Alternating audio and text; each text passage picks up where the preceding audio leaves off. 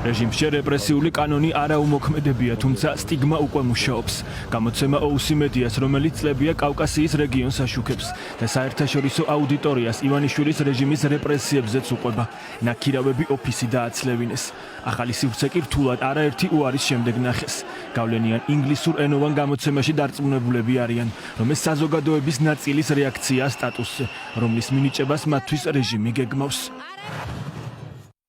ეგრეთ წოდებული მსუსხავი ეფექტის შესახებ პატარა თვალსაჩინო მაგალითზე მოგიყვებით.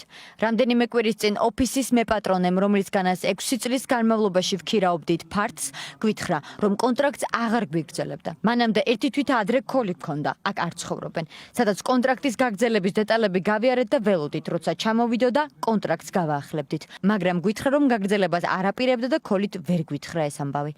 ბოლოს ვნახეთ რაღაც, მაგრამ ფაქტია, პოტენციურ აგენტებს არ უნდათ ფართი მოგვაქირაონ. რეპრესიული მექანიზმი ოლიგარქის მოკავშირე რაჟდენ კუპრაშვილის ხელშია. სწორედ ანტიკორუფციული ბიურო მიიღებს გადაწყვეტილებას, როგორ და როდის დასაჯოს რეჟიმის მაკონტროლებელი ორგანიზაციები და დამოუკიდებელი მედია საშუალებები. უკანონო პროცესში რეჟიმი დასმენის მექანიზმის გამოყენებასაც გეგმავს. უწყებამ, რომელსაც თვეებია, საიტი, სადაც მაღალჩინოსნების დეკლარაციები ქვეყნდებოდა ხოლმე გამორთული აქვს, მოქალაქეებს მოუწოდებს ეგრეთ წოდებული დანოსებით მიმართონ.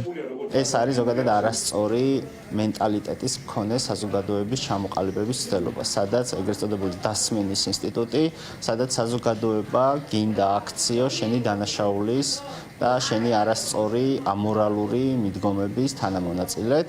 საზოგადოებას ფართო წრეები გასვარო და ამისთვის მექანიზმი შექმნა და ერთის მხრივ შენ მე აირიდო პასუხისმგებლობები თავიდან, რომ აბა რა მექნა ვიღაცა მომართა მაგალითად და ასე შემდეგ.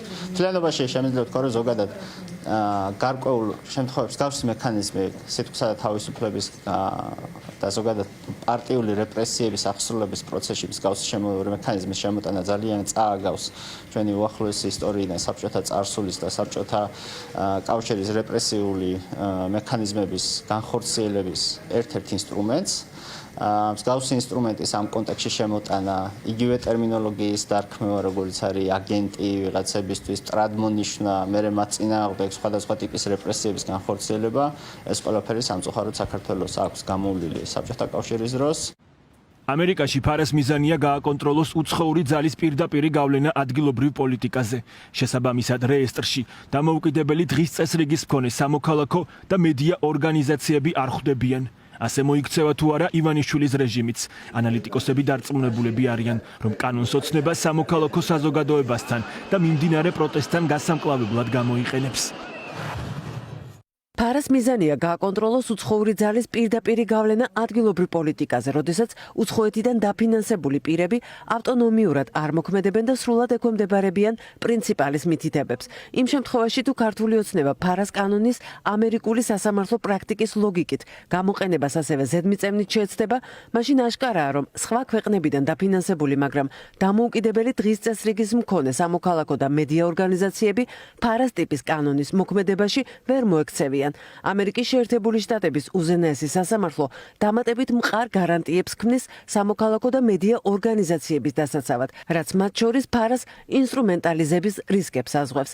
ფარას სიტყვით გადმოტანის მიზანშეწონილობაზე აპელირება ასეთი გარანტიების არარსებობის პირობებში საზოგადოების შეცდომაში შეყვანას ემსახურება. მესამე სექტორში ამბობენ, რომ სასამართლოზე ტოტალური კონტროლის პირობებში ოცნება შეეცდება კრიტიკოსები გააჩუმოს, მათ შორის რუსულ კანონზე უფრო მკაცრი სისხლის სამართლებრივი პასუხისმგებლობის ფორმების გამოყენებით. იურისტების შეფასებით განსხვავებით ამერიკული ფარასგან, ქართული ოცნების ხელში ეს კანონი სწორედ დამოუკიდებელი არასამთავრობო ორგანიზაციების და მედიის წინააღმდეგ მიმართული იარაღი იქნება. სამწუხაროდ იმ პირობებში, როცა სასამართლო არ გვაქვს, ჩვენ ძალიან გაგუჭირდება თავის დაცვა სწრაფ პერიოდში, სანამ საერთაშორისო მექანიზმებს გამოვიყენებთ, მაგრამ საბოლოო ჯამში ბუნებრივია ჩვენი სიმართლის დამტკიცება შევძლებთ.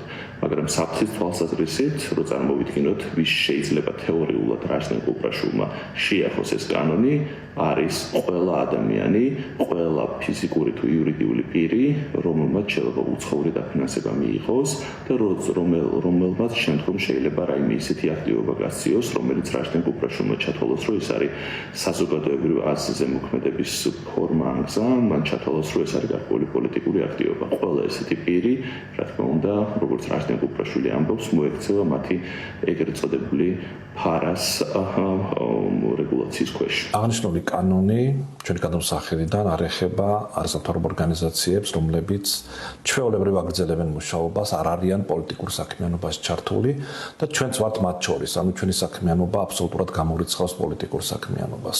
თუმცა ეს არის რაც კანონით ჩვენი განმარტებით არსებობს, მაგრამ ანტიკორუფციული ბიუროს ხელმძღვანელის განმარტებით აბსოლუტურად სხვა განმარტებები მივიღეთ, მათ შორის ის, რომ ის პრაქტიკულად გვპირდება რეპრესიებს, რომ ეს კანონი შეეხება ყველას. თუმცა კანონში კიდევ ერთხელ ხაზს ვსვამ, რომ მსგავსი ჩანაწერი ნამდვილად არ არსებობს. კანონი ეხება მხოლოდ პოლიტიკურ საქმიანობაში ჩართულ ორგანიზაციებს და პირებს. ოცნების ფარა ძალაში 31 მაისიდან შევა. მისი გამოყენებით რეჟიმი კრიტიკოსებს განადგურებით ემუქრება, რაც ქართული დემოკრატიისთვისაც განაჩენი იქნება.